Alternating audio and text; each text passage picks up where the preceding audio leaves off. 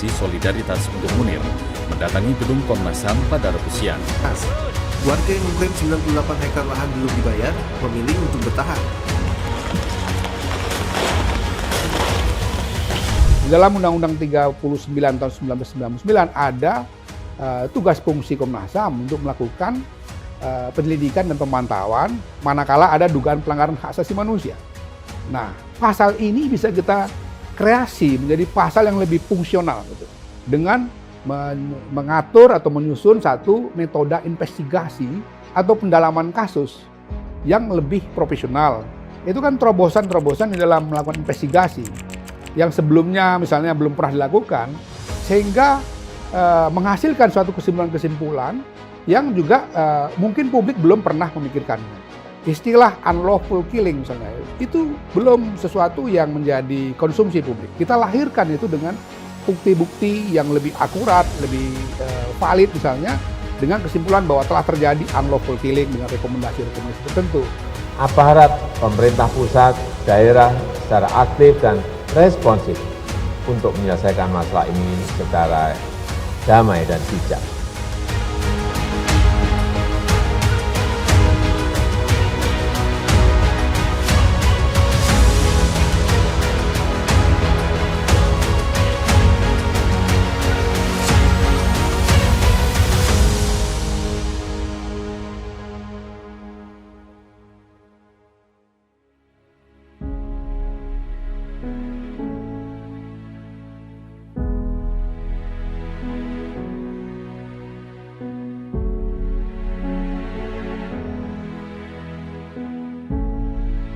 Hingga memang Komnas HAM ketika membuat terangnya peristiwa, jadi kan Komnas HAM itu kan ketika menangani kasus tidak hanya menyimpulkan ini pelanggaran HAM ataukah tidak, ya, tapi menuju pelanggaran HAM ataukah tidak. Kami akan mengumpulkan semua informasinya, membuat terang peristiwa. Dari terangnya peristiwa menyimpulkan apakah itu ada pelanggaran HAM ataukah tidak, baru kita akan ngomong pelanggaran HAM-nya apa. Itu metode kami untuk membuat terangnya peristiwa, termasuk misalnya rekam jejak komunikasi.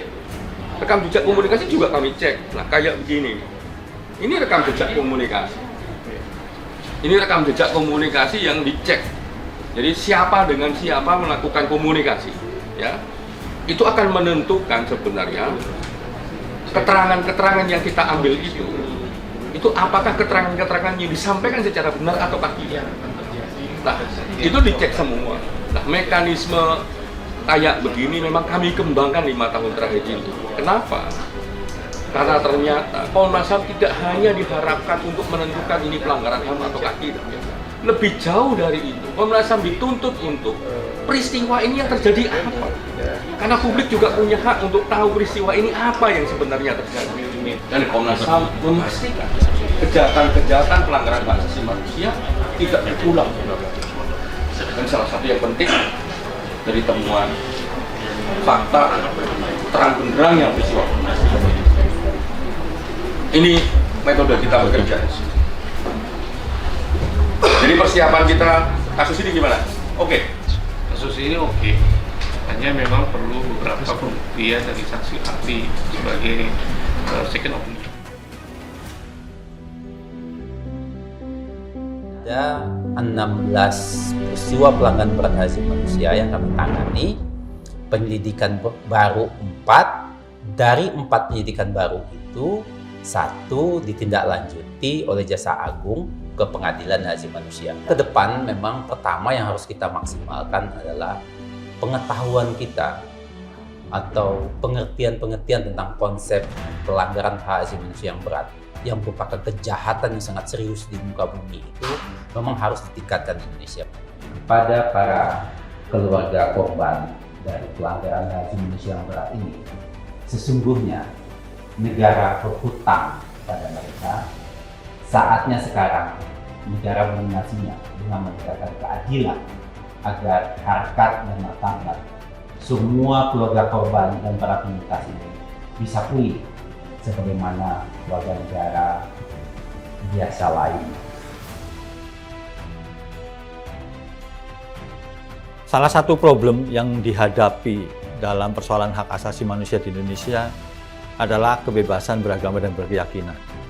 Salah satu kasus yang ada adalah kasus pendirian tempat ibadah yaitu GBI Telogosari di Semarang. GBI Telogosari punya perjalanan panjang sebelum kemudian mereka berdiri, bangunannya berdiri, karena IMB yang diterima itu sudah berumur 23 tahun dan baru diselesaikan 2021. Artinya IMB dari tahun 98 baru selesai 2021. Ada peran Komnas HAM di situ. Dari situ Komnas HAM melihat bahwa upaya yang paling efektif adalah mediasi hak asasi manusia. Kenapa mediasi? Karena bisa mempertemukan semua pihak dalam satu meja begitu, dan kemudian bisa langsung mencurahkan begitu ya, sikap, pendapat, gagasan maupun juga tuntutan dari semua pihak dan didengar oleh pihak lain. GBI Telogosari harus berdiri karena itu adalah hak konstitusional warga negara yang harus dipenuhi oleh negara dan dihormati oleh warga negara. Tapi memang ada beberapa syarat administrasi yang harus dipenuhi supaya GBI Telogosari itu bisa berdiri, dan itu juga menjadi komitmen dari pemerintah kota untuk mempercepat prosesnya dan kemudian menerbitkan kebutuhan-kebutuhan administrasi yang lain. Sampai saat ini GBI Telogosari sudah digunakan, kemudian tidak ada gangguan dan juga tidak ada penolakan dari warga sekitar. Saya kira itu kenapa Telogosari menjadi salah satu tonggak sejarah pemenuhan perlindungan hak asasi manusia, khususnya kebebasan beragama dan berkeyakinan. Saya ucapkan terima kasih buat Komnas HAM yang telah menjembatani atau memfasilitasi adanya pertemuan dengan wali kota maupun pihak gereja dan masyarakat. Dan akhirnya kami menyimpulkan memang terjadi pelanggaran hak asasi manusia. Terjadi satu proses penggusuran paksa, dan karenanya kami memberikan rekomendasi ke beberapa pihak untuk segera mengkaji ulang kebijakan yang ada, tapi kemudian memastikan rasa aman bagi warga setempat. Proses terus berjalan dan sampai saat ini mereka bisa kembali ke tanahnya. SNP itu menjadi prioritas nasional yang didukung sepenuhnya oleh Bappenas dan oleh Kementerian Keuangan. Tujuan langsung dari SNP adalah memberikan penafsiran, pemaknaan, penilaian, dan petunjuk atas peristiwa HAM yang terjadi di tengah masyarakat. Pemerintah selaku penyelenggara negara semestinya membuat peraturan perundangan. Bagaimana mereka bisa merevisi peraturan-peraturan daerah yang sudah tidak sesuai. Yang paling pokok juga adalah aparat penegak hukum. Bagaimana polisi, jaksa, hakim itu menggunakan SNP sehingga Indonesia tidak sekedar memahami hak asasi manusia sebagai retorik, tetapi Indonesia betul memahami dan menjalankan hak asasi manusia secara substantif. Hasil kesepakatan mediasi itu dengan istilah keputusan mediasi. Di dalam hukum, penggunaan diksi itu bukan hanya sekedar penggunaan, tapi dia mempunyai beyond-nya itu, behind-nya itu, dia punya alasan hukum. Nah, jadi misalnya nomenklatur keputusan mediasi itu betul-betul ingin diterjemahkan dalam bentuk konkret, maka format pelaksanaan fungsi mediasinya itu bisa di-upgrade, di-update lah gitu.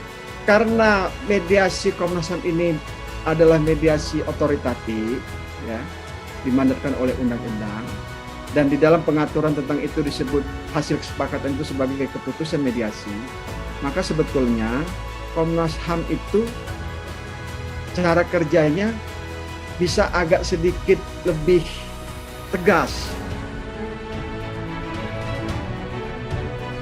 Paling utama itu adalah bahwa pemenuhan perlindungan dan penegakan hak asasi manusia itu adalah kewajiban konstitusional negara.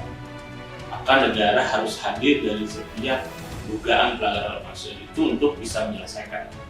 Komnas HAM hadir untuk memastikan semua proses tadi bisa diselesaikan secara adil dan beradab.